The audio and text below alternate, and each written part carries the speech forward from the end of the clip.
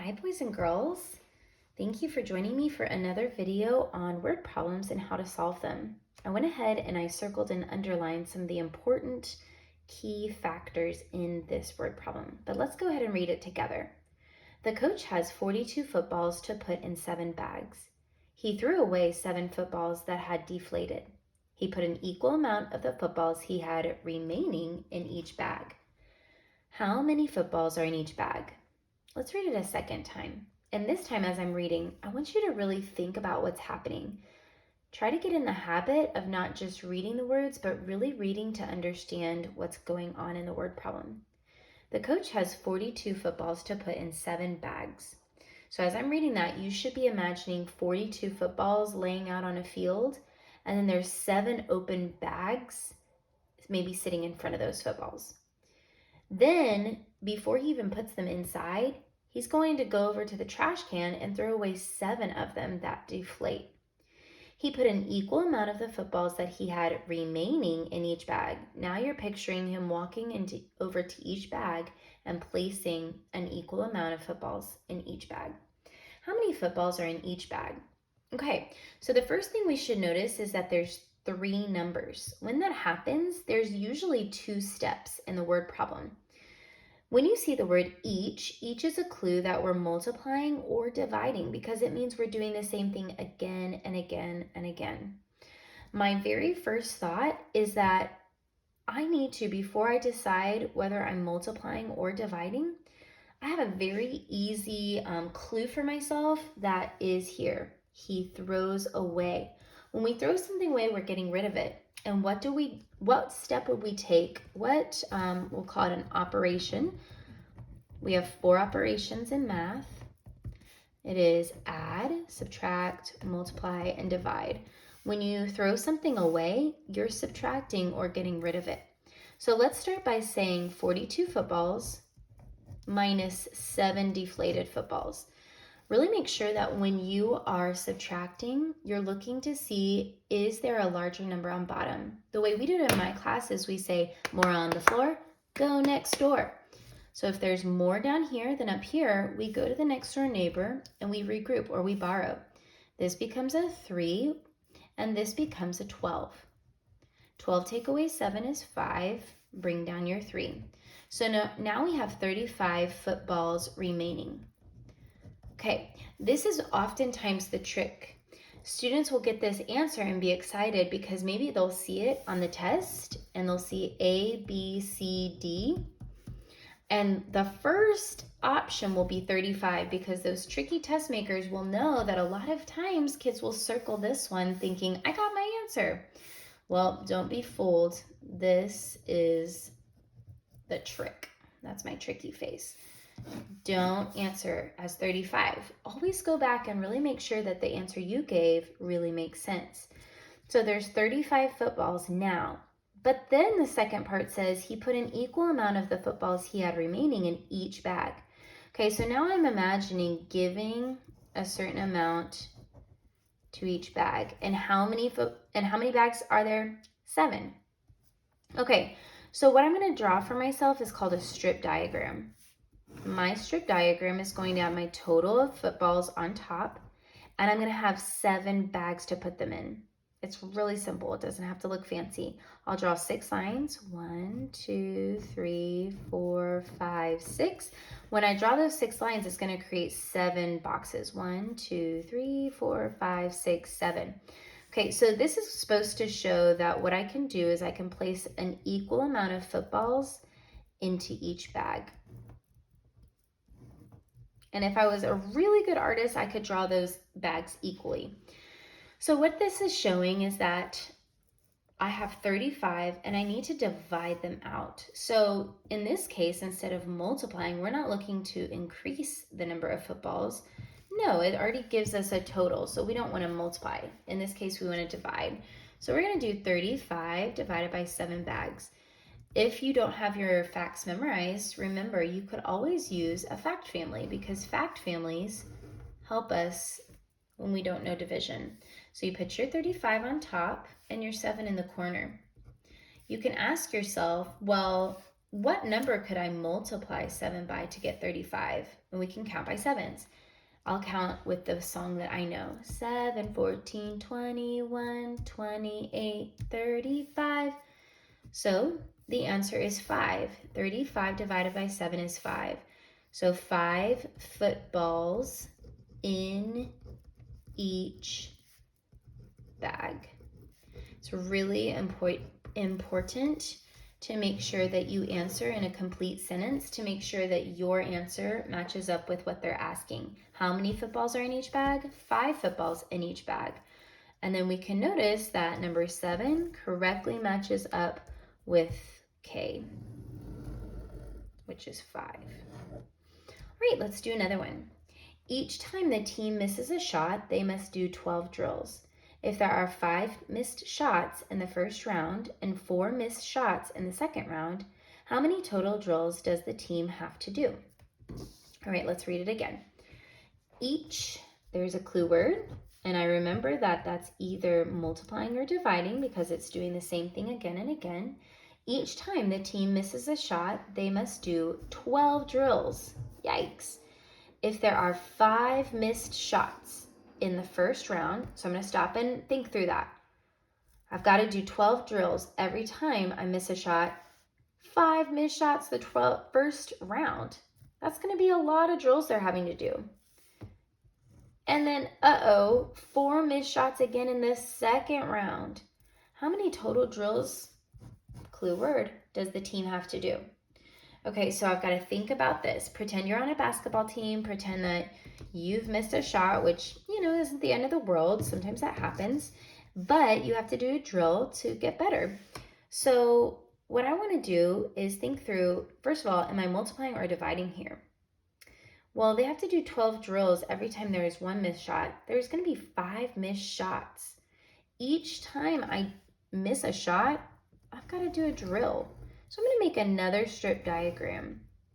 I'm going to make a spot for my total, and I'm going to do 5 boxes for my shots, right? Okay, so 1, 2, 3, 4. 1, 2, 3, 4, 5. When I do 4 lines, it creates 5 boxes. And each time in there, for each of these missed shots, I've got to do 12 drills. So 12 drills on the first missed shot, 12 drills on the second, and so on. The question up here is, how many drills is that total? Well, when you're missing the total, you don't want to divide, because when we divide, we already start with a total. Remember our other question up here? We had the total number of footballs. Here we don't have the total number of drills. So what we need to do is do 12 times 5. Always do your ones place first. 5 times 2 is 10. Carry the 1. 5 times 1 is 5, plus 1 more is 6. If at any point I'm going too fast, rewind it and rewatch so you can really understand what's happening. Here's another example of what they would do on a test to trick you. They would put 60 here because some child is going to forget that there's 3 numbers in this and there's probably 2 steps. And they're going to circle it and think, yay, I got the answer. Guess what? A tricky face. This is another trick. This isn't the answer. Unfortunately, that's the first 5 missed shots. What about the next 4 missed shots? You guessed it, we need another strip diagram. This time we only need 4 boxes or 3 lines because they've only missed 4 shots, and each time they miss a shot, they have to do 12 drills. Yikes. Okay, we're going to do the same steps. We're going to do 12 times 4. 2 times 4 is 8.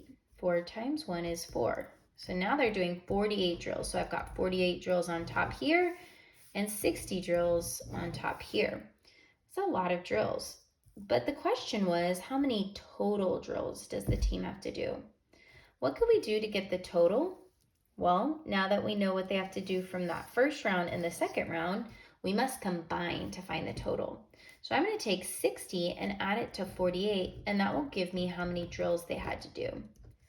0 plus 8 is 8. 6 plus 4 is 10. We're going to answer in a complete sentence. 108 total drills. That way we know that we got the correct answer. All right. And then we're gonna look, and our answer was here, G. So definitely take time, because that was actually a 3-step problem.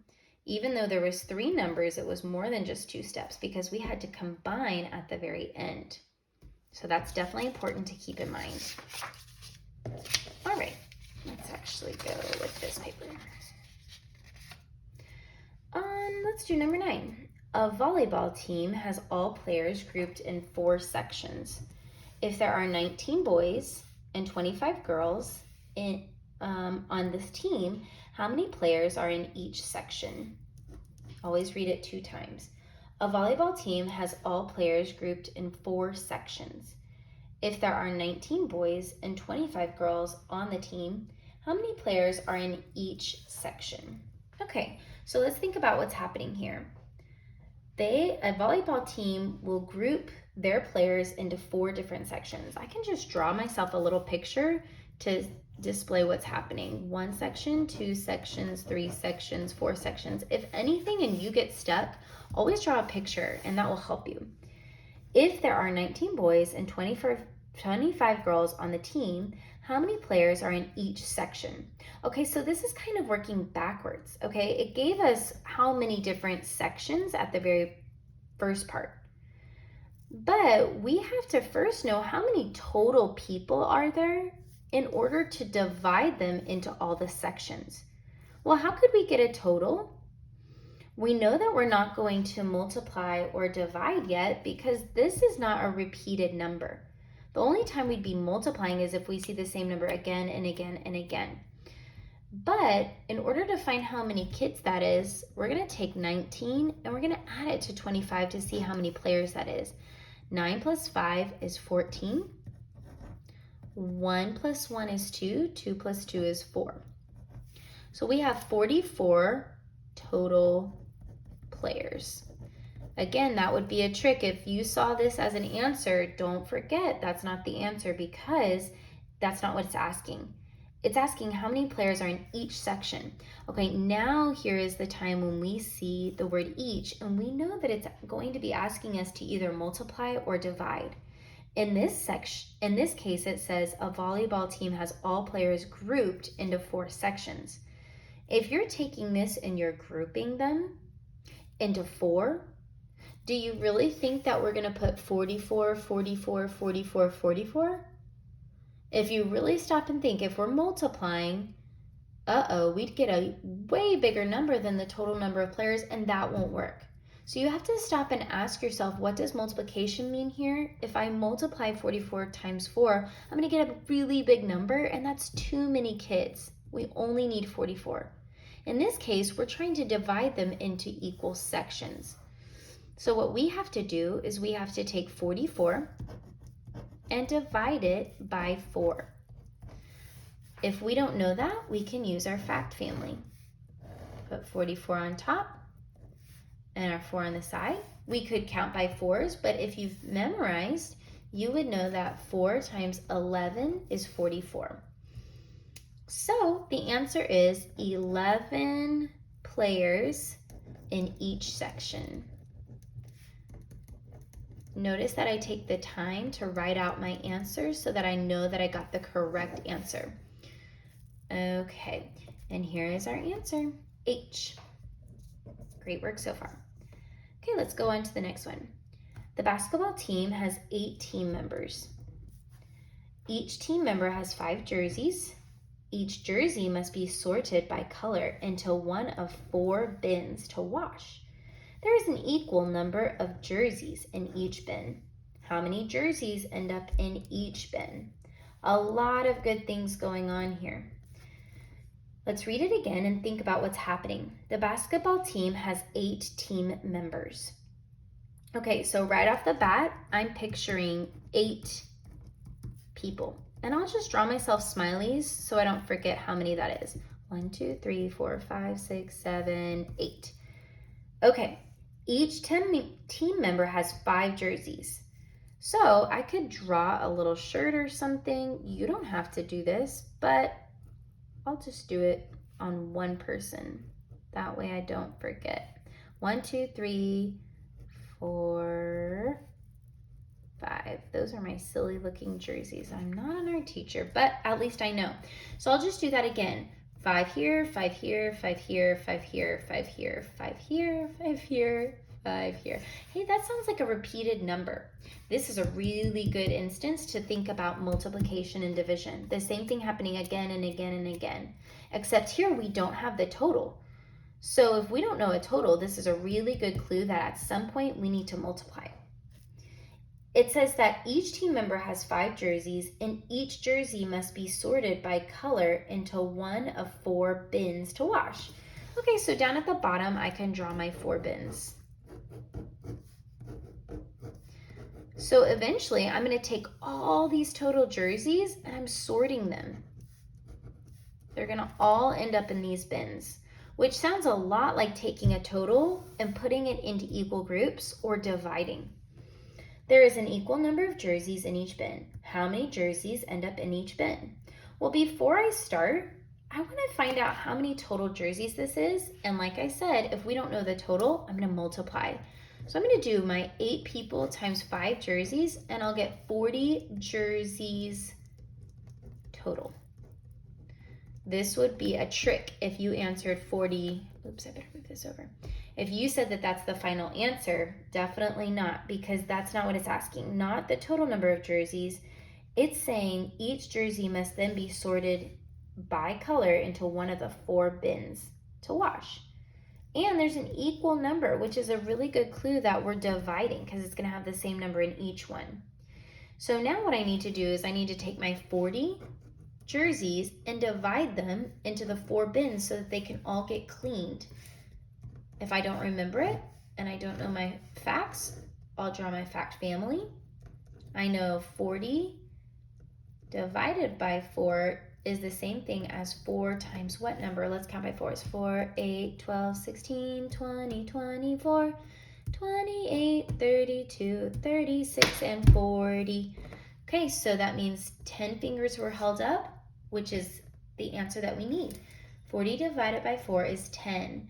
10 jerseys in each bin. Let's make sure that that's what the question was really asking. How many jerseys end up in each bin? 10 jerseys. And there we have it. There's our answer. Okay, I know that you can see the last one, but let's make sure that we know how we got there, okay? Let me change my paper over. Okay.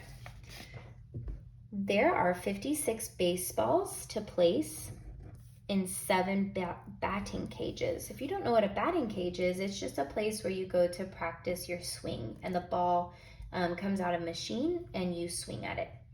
If an equal number of baseballs are placed in each, there's our word again, cage, how many baseballs will be in each cage?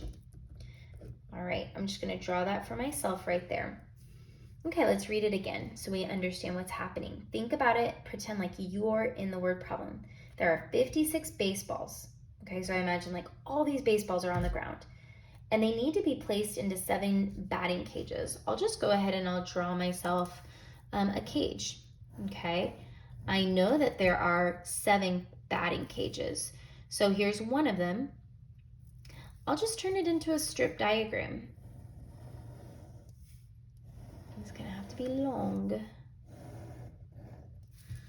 Okay, so here's 1, 2, 3, 4, 5, 6. If I draw 6 lines, I should get 7 boxes. So 1, 2, 3, 4, 5, 6, 7. Anytime you hear something that sounds like a group of things, it could be a bookshelf, a bag. It could be, in this case, the batting cages. That group is a great opportunity to draw yourself a strip diagram. We'll have the total up here. We start with 56 balls, which sounds like a total, right? Right. And they need to be placed into the 7 batting cages. That's when we know we're dividing because we're doing equal groups and we're placing them. So all those 56 baseballs need to be split between the 7 batting cages. If an equal number of baseballs are placed in each cage, how many baseballs will be in each cage? Okay, well, 56 divided by 7. Now remember, we're not multiplying 56 times 7 because we don't want any more than the 56 baseballs they give us. Really think through, do I want to multiply? Because if you're going to multiply, then you're going to get a bigger number than what you started with, and then it's going to be huge, and that's not even, we don't have that many baseballs. So just think about, does what you're doing really make sense? Okay, so if we don't know 56 divided by 7, we can do 56 in our fact family.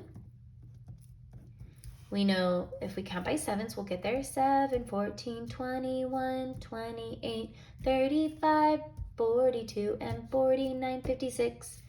So I did 8 skip counts of 7, which means there are 8 baseballs